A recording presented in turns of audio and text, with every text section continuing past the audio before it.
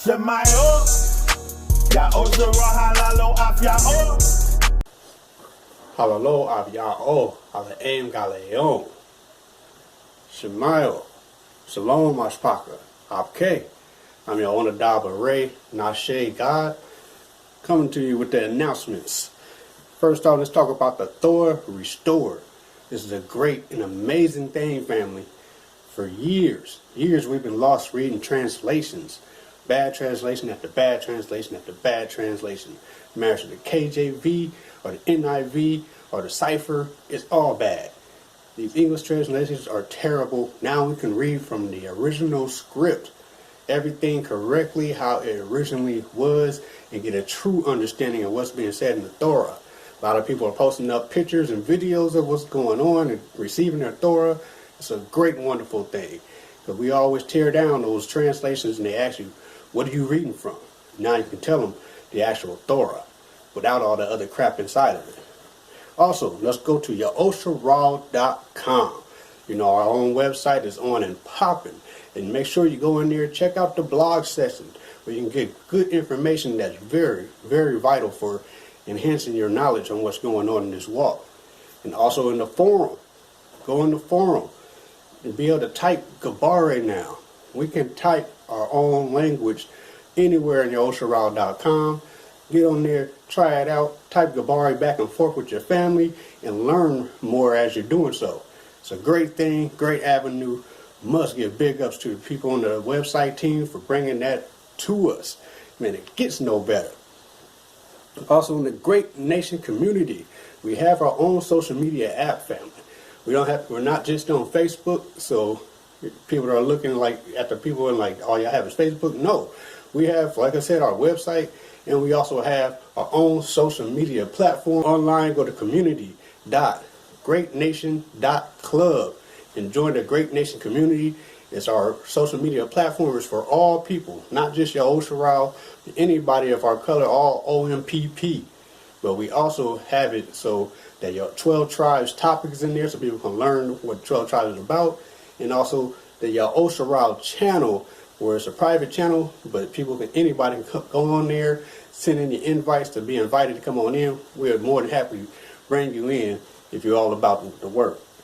And also Discord. We have our own private server on Discord. Get with one of the family, or a link should be at the bottom of this video on how to get in touch with our people, communicate with everybody on Discord. We have a lot of great topics, a lot of good sections in there. And also, each tribe has your own segment, so you can holler at people within your tribe. Holler back. But that's some great things going on there. The next is your Osharal businesses. We have a great list that was brought forth by Shamar Yao. Okote hooked it up. So now you ain't got to look all around and wonder what all businesses is in Osharal. Get on there and check it out. And the next thing is the Nashe. It's been over 2,000 years since we had the chiefs of the tribes. Now we have our chiefs set up. We still got some tribes that are leading some chiefs to step up in those positions, but that'll come as they grow. But right now we have a great group of Nashe. Nashe is plural for chiefs. You know, Nashe is a Pacific chief. In several different tribes we have a Nashe. Holler at your Nashe of your tribe. If you don't know your tribe, holler at any of the Nashe, and we'll be able to get you to the tribe you belong to so that you won't be left behind. A lot of people ask, so what are y'all plans? Y'all talk about the wilderness, but what's your plans to build toward the wilderness? Well, people that are in touch with the Nashe will know this because we're steady getting the information of anything that's going on in your Osharal. We'll make sure that our tribe knows so. So holler at your Nashe, and also the Shars, the princes of each tribe, who are great with getting the information out to everybody also. So make sure you know who they are, check these brothers out, and get in tune.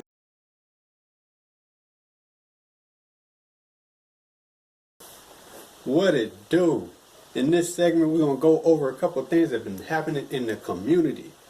First off, we have a new member that has been waking up to the falseness of Paul. Let's check that out. In his post, he puts, I'm definitely new to the anti-Paul thing. I noticed contradictions in the book of Acts and Paul's accounts in his disciples. But I'm willing to learn more. I have tons of questions. This group seems to be quite informed. We try to be that way. We always try to make sure we get information to our people so you can know and be able to look up stuff for yourself and see everything. But let's continue on. It says, I call on the name of Yahweh, Hallelujah Yahweh, and beg that he reveal the truth to me, and immediately I learned about Pauline Christianity. Uh-oh. I'm rather ignorant on the topic and kindly ask for more truth and information that I can sift through and test. All praises to Yahweh, our Father, and his mercy for freeing me from the great delusion. Thank you all for your time. Man, and that's a great thing right there. Because the brother prayed to Yahweh, and Yahweh showed him this. And he's here with us and asking the great questions. And throughout the comments, we had some good answers to it. And also some people adding on, some more different scripts that was kind of contradicting. What brother brought up 1 Corinthians, where Paul says he have become your father through the gospel. Yahushua says, call no one the father. Man, he said that verse hit me 3 years ago. Man, there's a lot of good stuff in there. But I came on there also and hit up maybe about 24 different contradictions. And there's way, way more. I should go back on the post and put the rest of them. But that's another great thing that's been happening. Something great to see, that people are starting to wake up.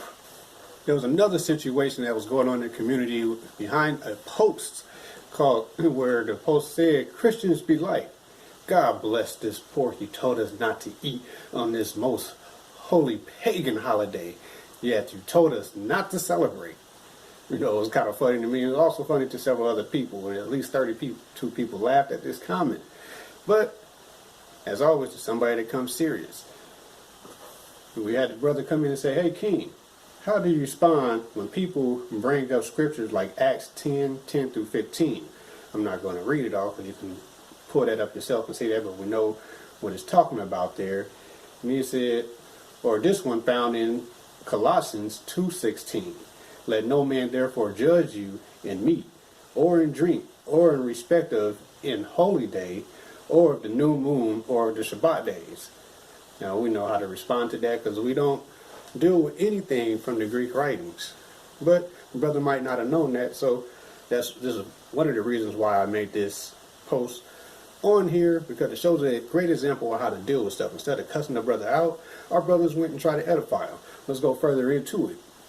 So when he asked that, King has said in Leviticus 11:78, which is a great answer. If you're going to go to anything, go straight to what the law says. And also, Nashe came in and said Isaiah 8:20, anything that contradicts the law and the testimony is BS. Get that book of Acts TF out of here. Because we do not deal with that stuff. It's all contradictory in here. But then the brother comes back and says, King, that is not a good answer. It's the obvious answer. Which I don't see what's wrong with that, because of course it's the obvious answer. We're supposed to go to the law before anything. But let's go continue on. It said, but just like we don't exercise an eye for an eye type of justice anymore. We don't sacrifice animals anymore. The only way is to completely ignore the Greek scriptures. Well, that's what we do, but the brothers learned it.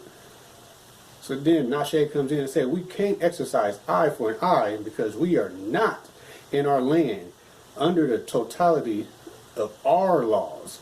We don't sacrifice animals anymore because we are not in our land and our temple does not exist. The temple is tore down, fam. You can't do a sacrifice without the temple. But continuing on, he said, animal sacrifice continued long after the death of the Messiah and until the temple was destroyed. The book of Acts is Greek scripture. So once again, just re-edifying that we don't deal with that book.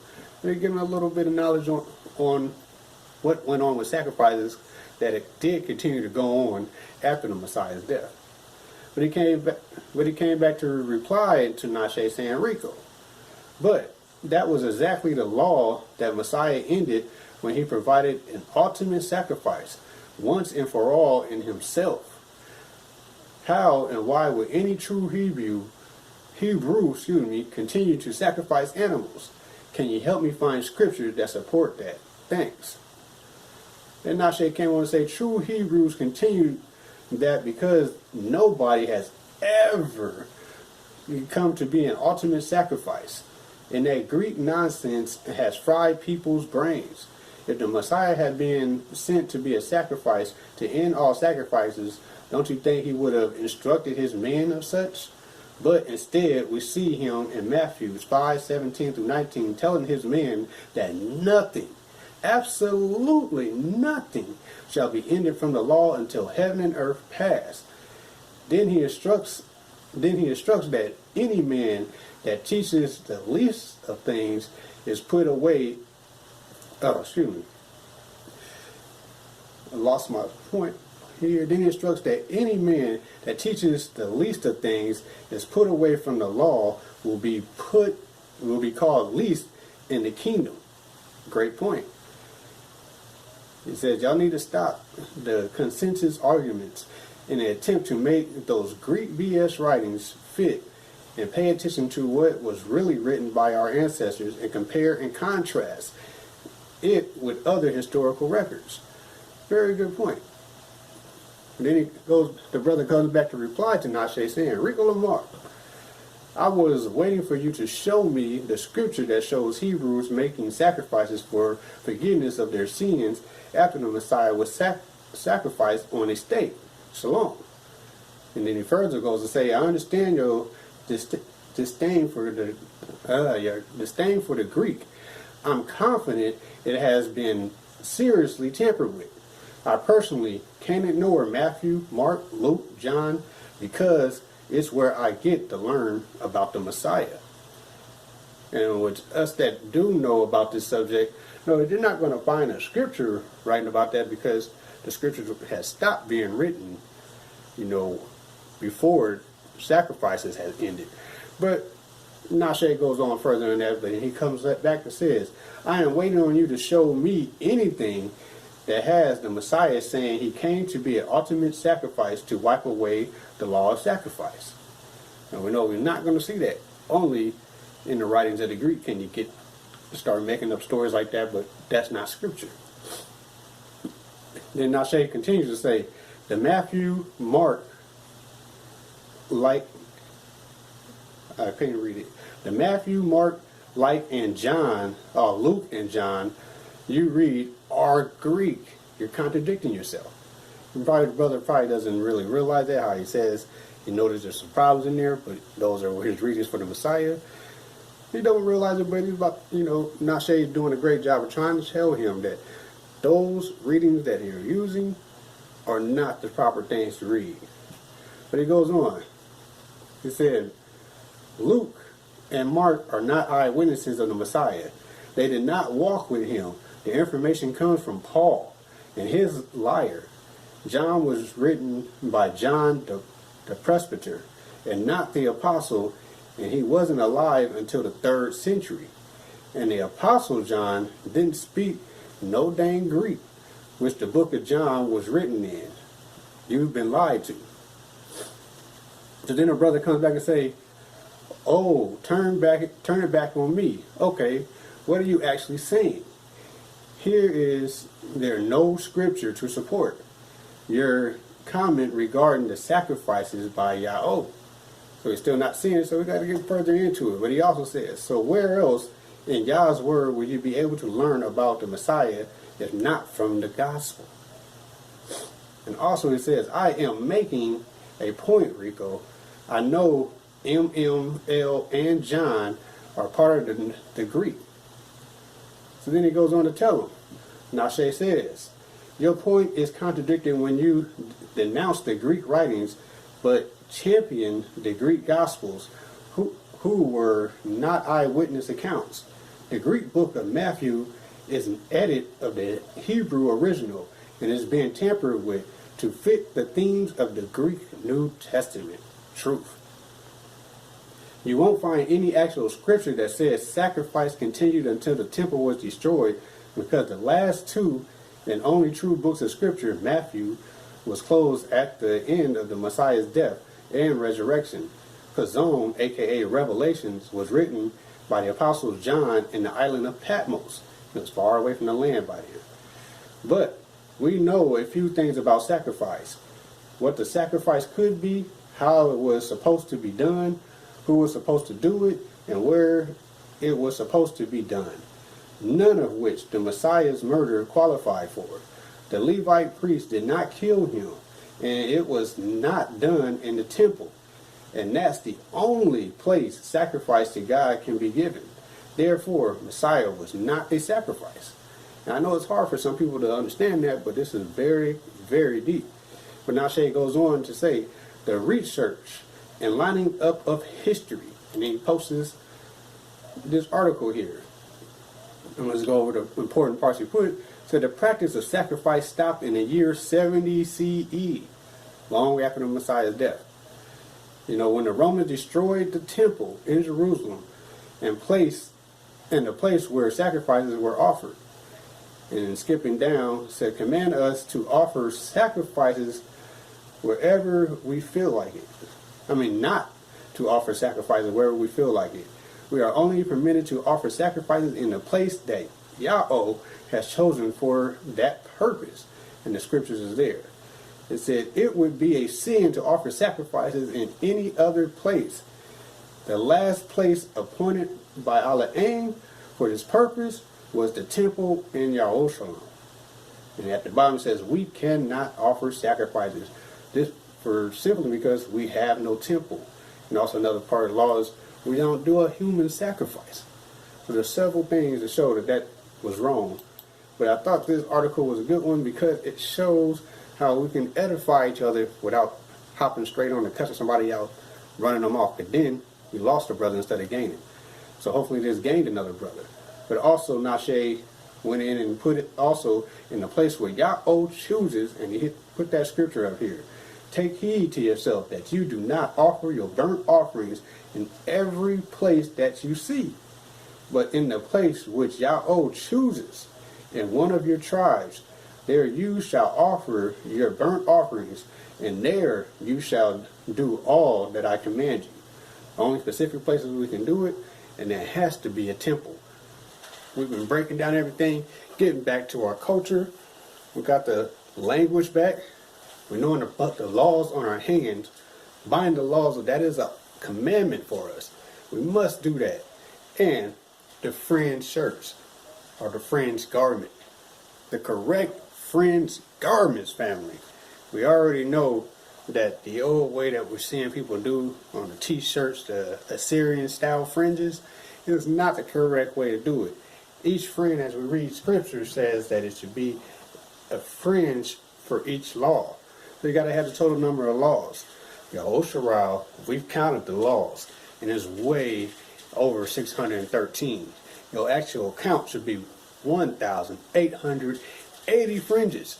So on a four-sided garment, it should be 470 fringes on each side.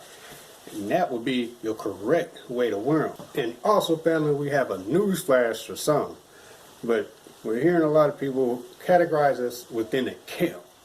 This lets you know, Yehoshua is not a camp. A lot of camps deal with members have to be in the camp.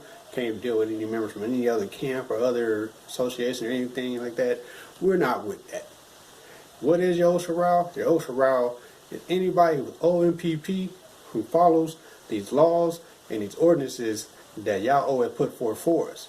Even a Gentile, or the heathen, can join in Yehoshua as long as you're following the ways of the Father. You can come on in, but we're separate from any camps. We don't consider ourselves a camp. We're just a nation of people who are growing to get back to our culture. The other thing is vile spirit. A lot of people are using that term to describe Yehoshua.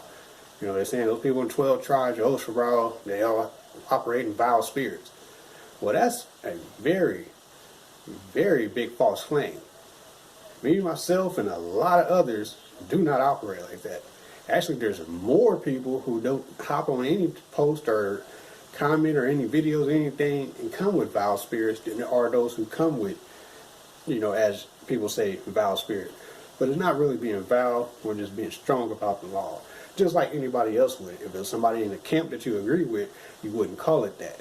But because you don't agree with what's going on, now they're a bunch of foul people. But let's go into that word and see how it can be justified on both sides. Because I do say that we operate in some things are foul. Let me just go at it like that. But foul, it means to be extremely unpleasant. Foul, nasty, unpleasant, bad, disagreeable, horrid, horrible, morally bad, wicked, of little worth or value. I know some of y'all probably looking at that, definitely those who don't agree with Yosharal, like, well, that describes y'all perfectly. Well, let's look at how this word is actually something that can be used how we look at anybody else who's not following Torah. Extremely unpleasant. Those who follow any of Paul writings or any of these Ezra and Apocryphal books, you know, we don't follow that. We find that very unpleasant because it's not scripture. So to us, that's unpleasant. You know, to us, that's against law. And we're supposed to be serious about the law. Next thing is like the being foul, nasty. We look at the stuff like that. Unpleasant, like I said, bad, disagreeable. We don't agree with that stuff. It's very horrible and horrible. It's morally bad because it goes against Torah. A lot of people not looking at that because they see some things in there that match like, oh, they got the law here. They got some things that match with the law. But the whole totality of it all is against Torah. There's so many contradictions and wickedness within it. You got to get rid of it. So that's another one of the definitions is wicked. So we can't deal with that. Of little worth or value. If you're not going by what Torah said and you're going with anything else, what are you making yourself of little worth or value? Because you following these things are of little worth or value. So of course, you might call Yosharal vile, but we call a lot of the things people are doing vile. You got to answer a lot of that craziness in a certain way sometimes.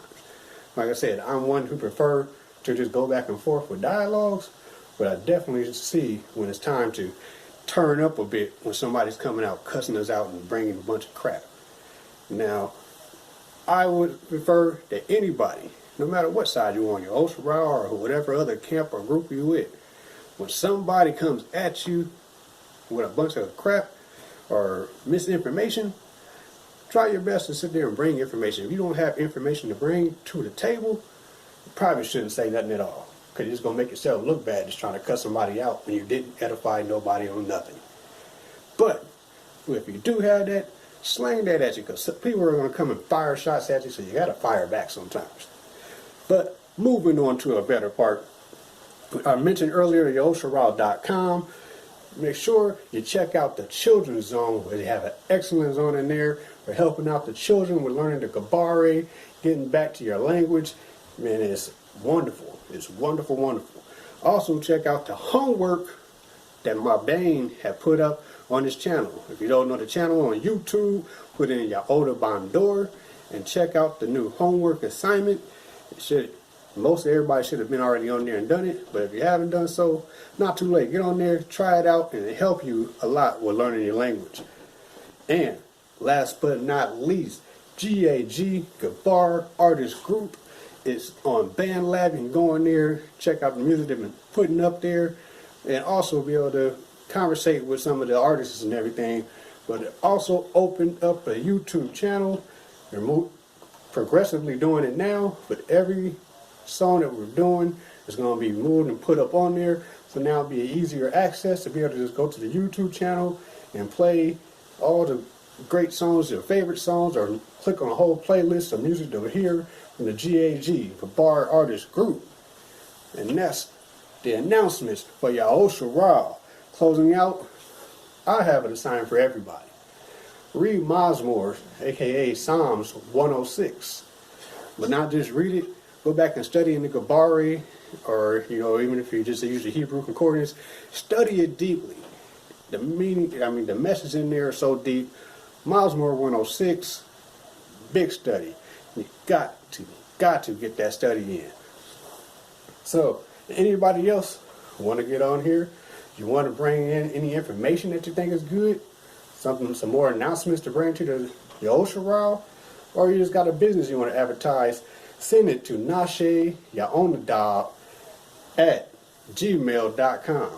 And also, we're looking for some more people to come up with more content. We take videos and everything, but make sure you send it to us. It's not a guarantee it's going to be on there, but more than likely, if it's good content and it's acceptable for what we go on, add your comment or your content. I'm losing my words. I'm waiting on here too long. Or your content into the next video or the next several videos. Or if you want to be a part of the team so we can make this content even better, once again, let me know. Inbox me or send a message to nasheyaonadab@gmail.com. And I'll be sure to reply to you as soon as possible. SHAMAI SHAMAI O. Ya Osara halalo afya O.